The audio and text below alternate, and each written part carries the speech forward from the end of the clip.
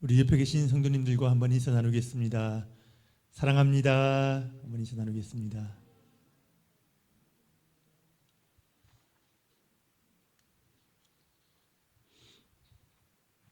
우리가 어디에 머물고 있는가 하는 것은 우리가 무엇을 바라면서 사는가에 대해서 이야기를 해줍니다.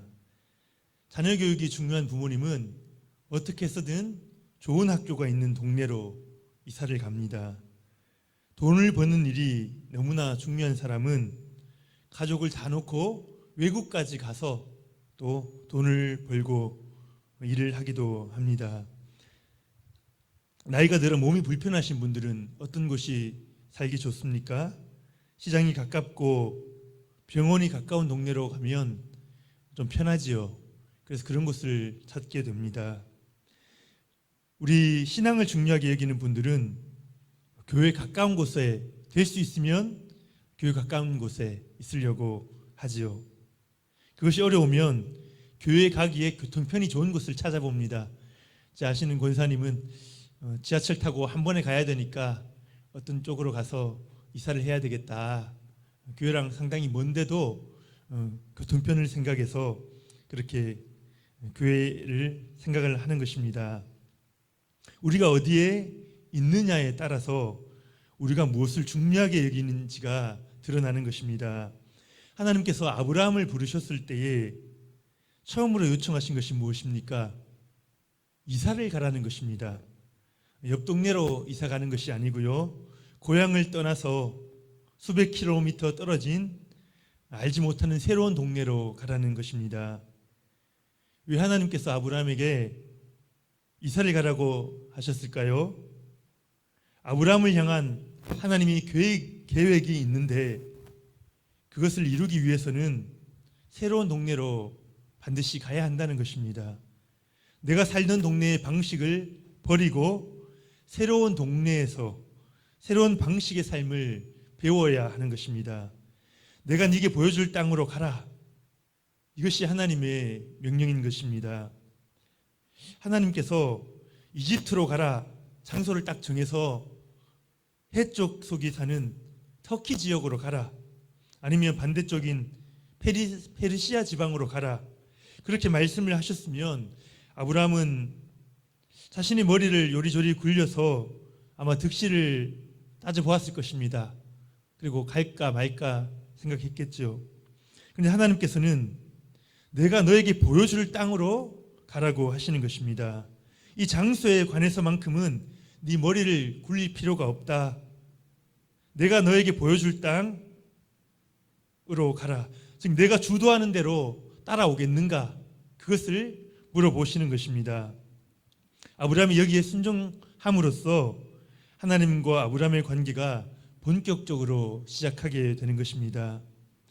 신앙생활을 이렇게 생각해 볼 수 있을 것 같습니다. 내가 명하는 자리에 있어라.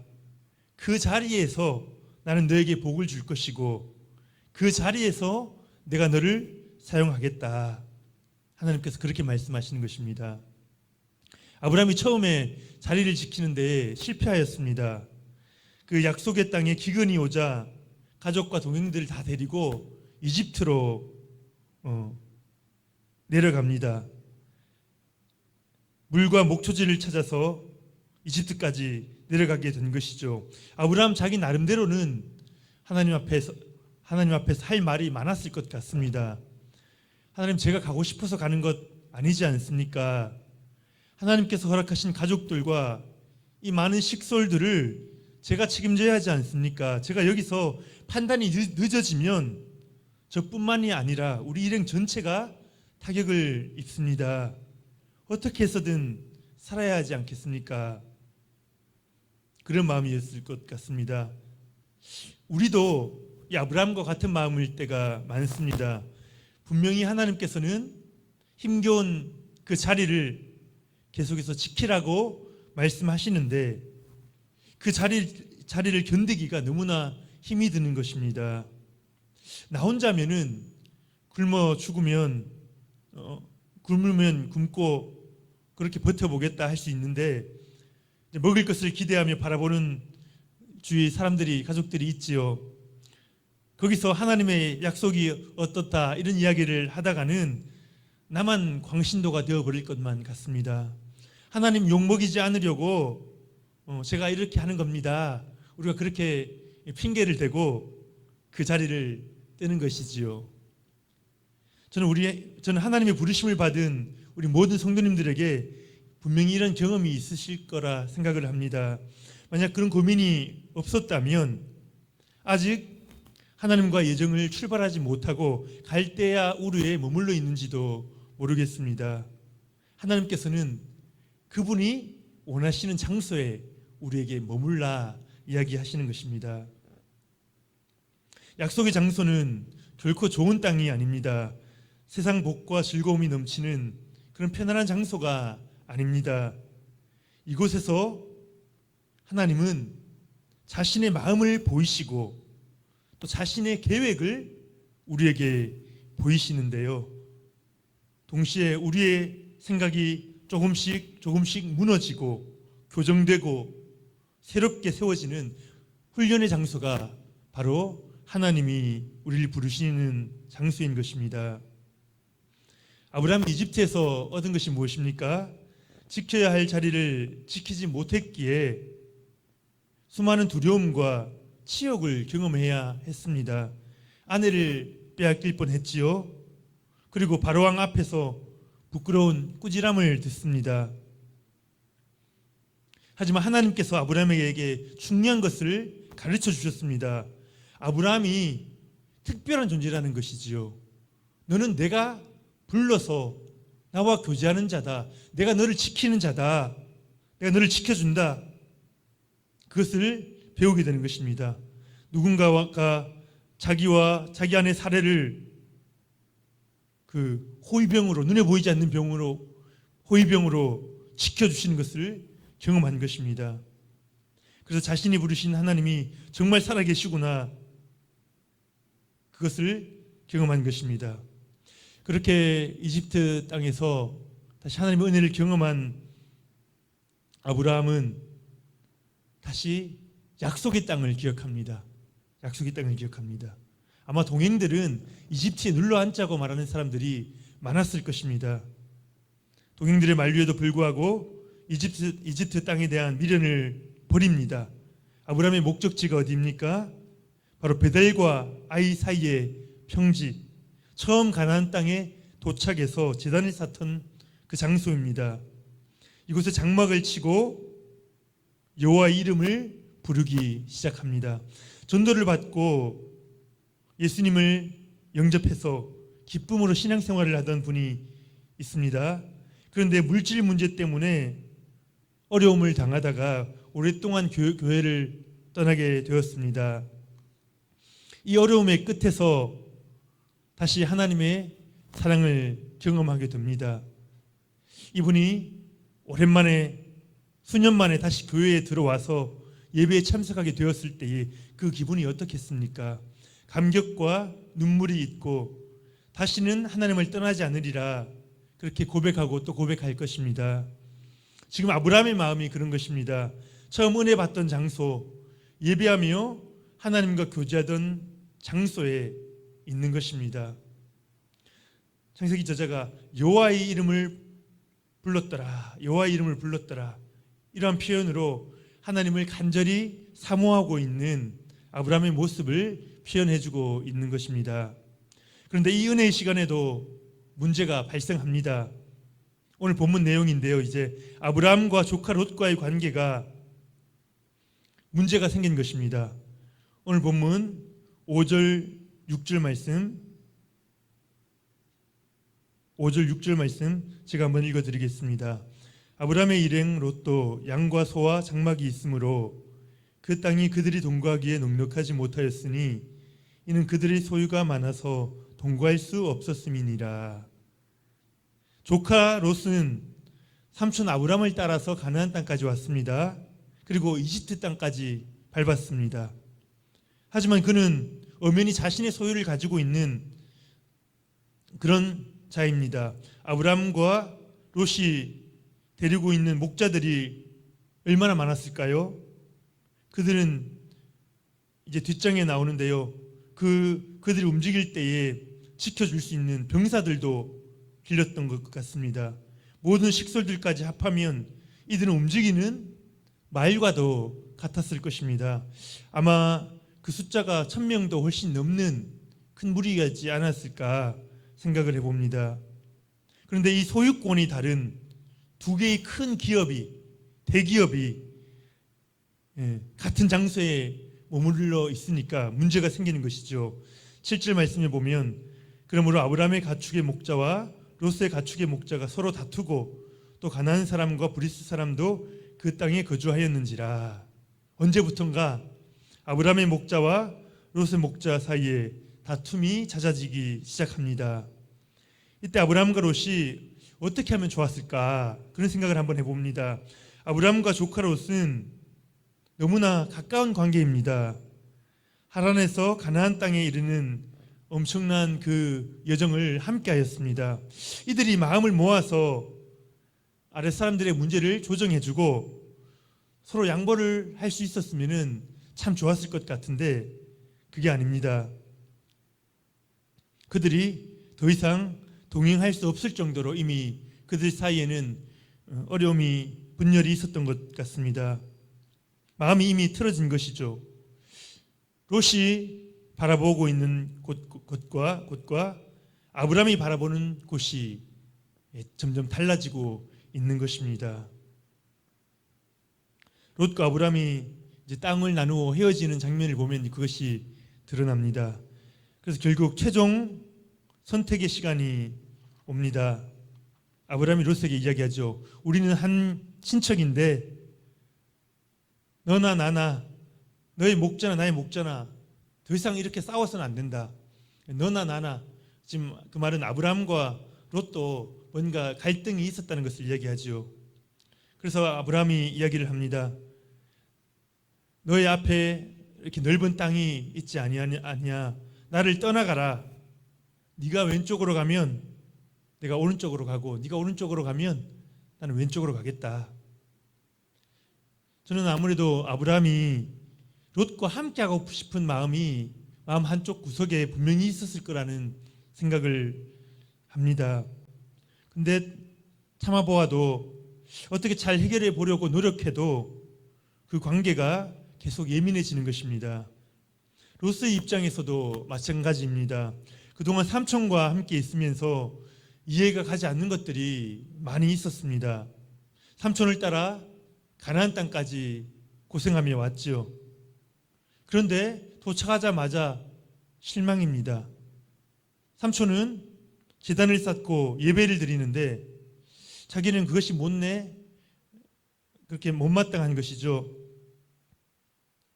목축을 하는 자신이 판단하기에는 물과 목초지가 성공을 하기에 가장 중요한 것인데 그 가나안 땅에는 물을 찾기 어려운 메마른 광야뿐인 것입니다. 우리나라에 이스라엘과 같은 광야가 없기 때문에 우리가 이해하기가 힘들 것 같은데요. 사진이나 영상을 한번 보신 적이 있지 않습니까? 물이 없으니 목초도 자라지 못하고 사람도 살 수 없는 그런 땅입니다. 물이 풍부한 메소포타미아에서 자랐던 그에게 이곳은 사람 살 곳이 아닙니다. 그리고 안 그래도 물이 부족한 그곳에서 기근까지 경험하고 이집트로 내려갑니다. 이집트는 물이 많고 목축하기에 너무나 좋은 땅이 있었습니다. 바로 왕으로부터 대우도 받지요. 당시 세계 최고의 문화가 있는 곳입니다. 롯의 입장에서 본다면 이제 살만해진 것입니다. 롯의 아내도 그것을 엄청 좋아했을 것 같습니다. 그런데 삼촌이 다시 이야기한 것이죠. 광야가 있는 그곳으로 우리는 가야 한다. 우리는 그곳으로 가야 해. 모든 일행을 이끌고 다시 가나안 땅으로 나온 것입니다. 그리고 그곳에서 또 아브라함이 하는 일이 무엇입니까? 제단을 쌓고 예배를 드리고 하나님을 찾고 돈 버는 일에는 전혀 관심이 없는 것입니다. 자신은 가축을 좀 더 먹이고 늘려서 돈을 벌어야 하는데 삼촌은 뭔가 다른 생각을 하고 있는 것만 같습니다. 삼촌에게 돈 버는 방법을 이야기해도 그 계획을 이야기해도 이제 먹혀들지가 않는 것입니다. 그래서 결국 갈라서는 방법밖에 없는 것이죠. 아브라함이 롯에게 선택권을 줍니다. 네가 먼저 원하는 땅을 골라라. 그러면 나는 다른 쪽을 선택하겠다. 여러분이 롯이었다면 어떻게 하겠습니까? 삼촌 아브라함이 가는 길에 자신이 따라왔고 삼촌의 도움으로 자기가 여기까지 왔다면 조카인 자신이 삼촌에게 결정권을 양보하는 게 옳지요. 하지만 오늘 본문을 보면 롯에게는 그런 모습이 전혀 보이지 않습니다. 롯의 모습이 어떻습니까? 기분이 들뜬 것 같습니다. 드디어 독립의 기회가 왔구나. 이제 삼촌으로부터 독립하여 어디로 가면은 목축업을 더 확장시킬 수 있을지 자신의 이득을 계산하는 것입니다. 다른 방향은 다 메마른 광야뿐인데 요단강이 있는 사해 지역을 바라보니까 물이 넉넉하거든요. 성경은 그곳이 여호와의 동산과 같고 애굽 땅과 같았다 그렇게 이야기를 합니다. 그쪽으로 가면 지금보다 몇 배는 더 성공할 수 있을 것이다. 롯은 그렇게 다 계산을 하고 요단 지역을 선택하는 것입니다. 결국 이것이 롯이 소돔성으로 들어가는 계기가 됩니다. 그 요단 지역에 가장 번화했던 곳이 바로 소돔성이었습니다. 처음에는 요단 지역에서 목축을 하면서 시간을 보냈을 것입니다. 그런데 그곳에 머무는 동안 근방에 있는 도시들의 소식들을 계속해서 듣게 됩니다. 편리한 삶과 즐길 거리들, 번화한 곳의 그 이야기들, 롯과 그 아내를 유혹하는 것이죠. 우리가 잘 알듯이 롯의 아내가 멸망하는 소돔성을 바라보면서도 미련을 보지 못한 것을 우리가 알고 있지 않습니까? 그만큼 매력 있는 곳이었습니다. 그래서 결국 롯은 약속의 땅 가나안을 버리고 그것을 벗어나 소돔성까지 들어가게 되는 것입니다. 오늘 본문을 보면서 롯의 선택이 너무나 안타깝다 그런 생각이 듭니다. 왜냐하면 롯이 결코 하나님을 모르거나 하나님을 전혀 섬기지 않는 자가 아니었다는 것입니다. 삼촌 어깨 너머로 하나님을 예배하는 모습을 보면서 또 하나님이 저렇게 도우시는구나, 애굽왕 바로에게서 우리를 이렇게 구원해 주시는구나, 여러 가지 보고 느낀 것이 있었던 것입니다. 그리고 약속의 땅 가나안, 삼촌이 그렇게 이야기하는 그 가나안 땅, 약속의 땅에 대해서도 귀가 따갑도록 듣고 왔던 것입니다. 하지만 그 약속의 땅에 머무르기에는 세상 것들을 향한 이 롯의 욕심이 너무나 큰 것입니다. 베드로전서 2장 6절에서 8절에 이렇게 이야기를 합니다.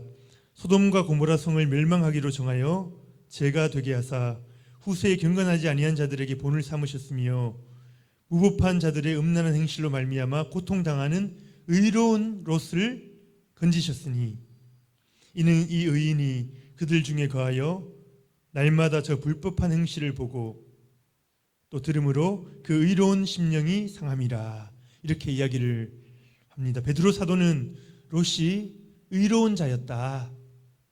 하나님을 아는 자였다. 롯이 소돔성의 그 죄악상을 보면서 마음 아파했다는 것까지 그렇게 기록을 하고 있습니다. 하나님에 대한 감각이 있고 의로움에 대한 그 의식이 있는 자가 바로 롯이었습니다. 하지만 그의 끝은 너무 비참하지요. 자신이 쫓아갔던 모든 재물을 잃어버리고 결국 아내가 소금 기둥이 되고 맙니다. 우리가 그런 이야기를 많이 합니다. 부모님이 악한 곳에 가지 마라, 악한 친구들과 어울리지 마라, 그런 이야기를 할 때 아이들이 뭐라고 이야기합니까? 그곳에 가더라도 나쁜 짓은 안 할 거예요, 그렇게 이야기를 하죠. 그런데 그것이 결코 마음대로 되지가 않습니다.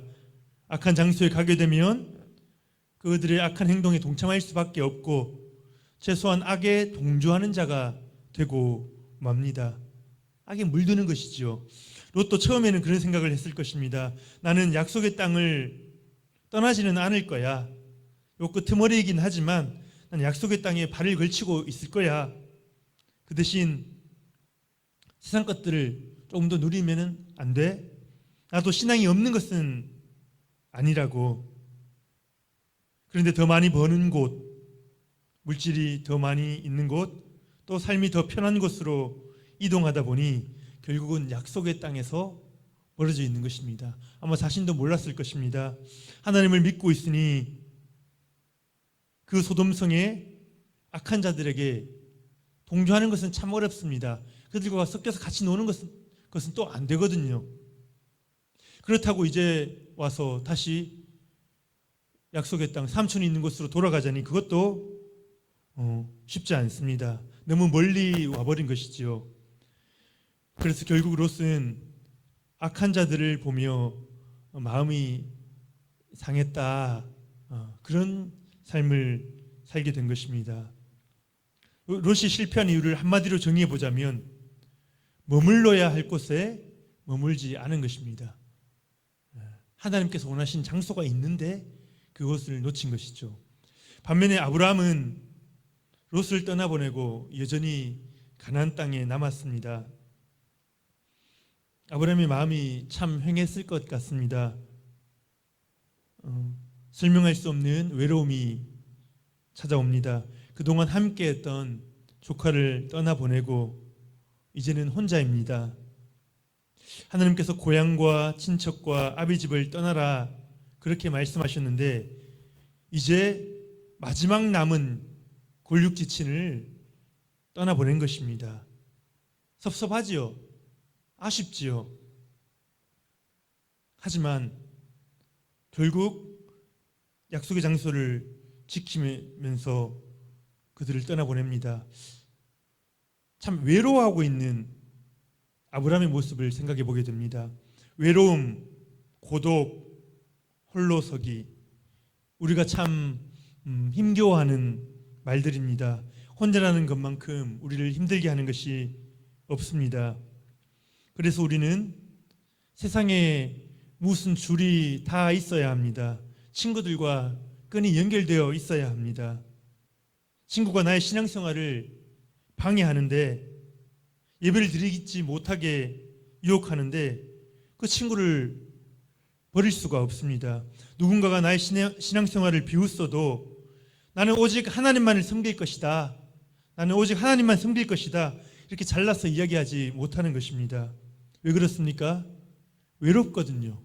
우리는 약속의 땅을 살아간다 하지만 여전히 이 땅에 발을 디디고 사는데 누군가를 떠내보낸다는 것은 너무나 외롭습니다. 광야에 혼자 서 있는 아브라함처럼 고독한 때가 있는 것입니다. 하지만 우리가 하나님 앞에 반드시 홀로 서야 할 때가 있습니다. 하나님 앞에서의 우리의 신앙은 누군가에 묻어서 함께 갈 수 있는 것이 아닙니다. 부모님의 신앙으로 말미암아 부모님의 인도하심으로 말미암아 주님께 가까이 왔지만 주님을 붙잡고 주님을 나의 주인으로 모시는 그 결단은 우리 각자가 외롭게 해야 하는 것입니다. 우리 각자가 나의 하나님으로 모셔야 하고 또 우리 각자가 하나님 주시는 말씀에 나에게 주시는 말씀에 반응을 해야 하는 것입니다. 그것이 신앙생활입니다. 하나님께서 설교를 통하여 성령의 감동으로 우리에게 말씀하실 때에 우리는 그 말씀에 순종할지 말지 가족들과 의논하지 않습니다. 심지어는 남편이나 아내와도 의논하지 않습니다. 하나님 앞에 단독자로서 그 말씀에 순종할 것인가 아닌가를 결정해야 하는 것입니다.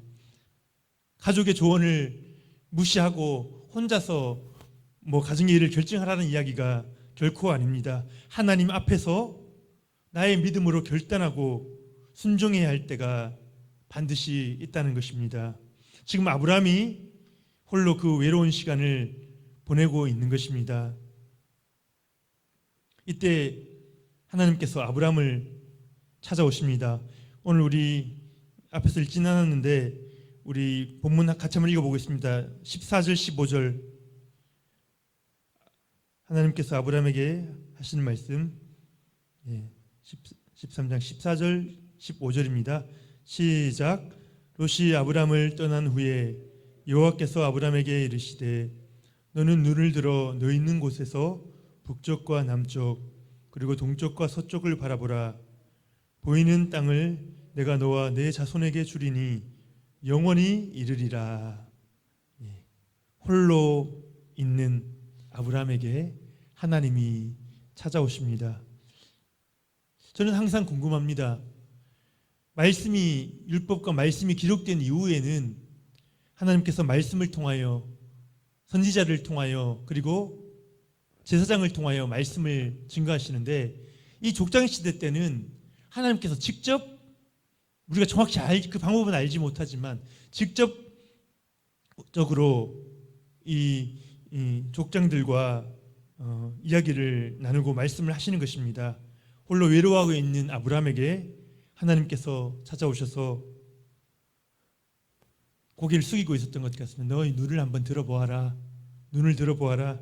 그리고 저 북쪽과 남쪽과 동쪽과 서쪽 한번 바라보아라.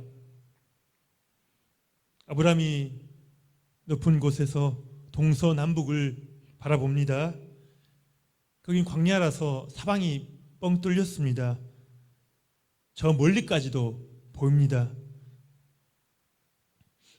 하나님께서 아브라함에게 말씀하시죠. 네가 보고 있는 그곳을 내가 너에게 반드시 주겠다. 그리고 너의 자손이 저 땅 위에 있는 저 티끌같이 모래 먼지와 같이 많아지게 될 것이다. 그 약속을 주시는 것입니다. 하나님께서는 약속의 땅을 지키는 자들에게 반드시 위로를 주십니다. 하나님이 주시는 위로입니다. 이 세상 친구들이 주는 위로가 아니라 하나님이 주시는 위로가 있습니다. 그리고 동시에 약속을 주십니다. 메마른 곳을 견뎌낼 힘을 공급해 주십니다. 외로움을 이겨내도록 하나님이 함께 해 주십니다. 하나님의 약속은 놀라운 힘이 있습니다. 하나님의 약속은 우리의 말과 우리의 약속과는 너무나 다르지요. 하나님의 약속은, 하나님의 말씀은 그 자체가 실제입니다. 실제입니다. 하나님이 말씀을 하실 때에 이미 그것은 실제가 됩니다. 믿음의 눈으로 그것을 볼 수 있는 자가 있고 볼 수 없는 자가 있을 뿐입니다. 하나님의 정해진 시간이 되면 그 약속하셨던 것들이 하나님이 이루셨던 그 실제가 우리 눈앞에 드러나게 되는 것입니다. 인간의 눈으로 보면은 아브라함이 참 불쌍합니다. 약속의 땅을 지키느라 외로웠지요. 또 생활하기가 얼마나 불편했습니까? 그 어려움을 다 겪으면서도 하나님이 약속하신 그 땅과 자손들을 직접 눈으로 보지는 못하였습니다. 하지만 아브라함은 그렇게 생각하지 않을 겁니다. 믿음의 눈으로, 아브라함의 믿음의 눈으로 그는 하나님의 약속이 실제하는 것을, 그 땅을 바라볼 때에 눈을 떠서 보았는데 눈을 감으니까 그 사방 광야 가운데 그 땅이 아브라함의 자손들로 인하여 가득 넘치고 있는 그것을 보았던 것이죠. 그래서 히브리서 저자는 믿음의 조상들에서 대해서 소개하면서 아브라함에 대해서 이렇게 이야기를 합니다. 히브리서 11장 9절 10절 말씀인데 제가 새 번역 성경으로 한번 읽어드리겠습니다. 믿음으로 그는 약속하신 땅에서 타국에 몸붙여 사는 나그네처럼 거류하였으며 같은 약속을 함께 물려받을 이삭과 야곱과 함께 장막에서 살았습니다. 10절에 그는 하나님께서 설계하시고 세우실 튼튼한 기초를 가진 도시를 바랐던 것입니다. 이렇게 이야기를 하고 있습니다. 아브라함은 비록 나그네와 같은 삶을 살았지만 약속의 땅을 지켰습니다. 힘들었겠지요. 불편했겠지요. 하지만 결코 어쩔 수 없는 패배감으로 조카 롯을 부러워하면서 도시에 살고 있는 그들을 부러워하면서 그곳을 지켰던 것이 아닙니다. 하나님이 세우실 든든한 도시와 나라들, 그 자손을 통해서 이루어지는 백성들, 그것을 바라보면서 기대하면서 하나님과 교제하였던 것입니다. 그 나라가 오는 것을 믿음으로 바라보며 기뻐하고 환영하였다. 저 멀리 그것을 바라보았던 것입니다. 오늘 말씀을 이렇게 마무리하려고 합니다. 오늘 본문은 우리 그리스도인들에게 두 가지 장소를 보여주면서 도전하고 있습니다. 세상 물질이 풍요로운 요단 지역, 롯이 선택했던 그 땅과 하나님의 약속이 있는 거친 광야, 아브라함이 거주했던 곳입니다. 여러분들은 어느 곳을 선택하시겠습니까? 편한 곳을 선택하고 싶지요. 하지만 하나님이 계시는 곳을 선택하시기 바랍니다. 하나님이 함께 하시는 거친 광야, 불편한 광야, 하지만 하나님의 약속이 있는 광야, 그 땅을 선택하시기를 축복합니다.